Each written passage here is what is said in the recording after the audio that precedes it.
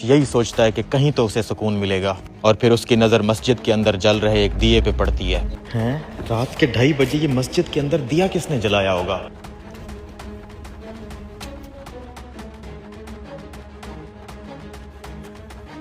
आखिर किसी ने तो ये दिया जलाया होगा। ये आदमी कौन है?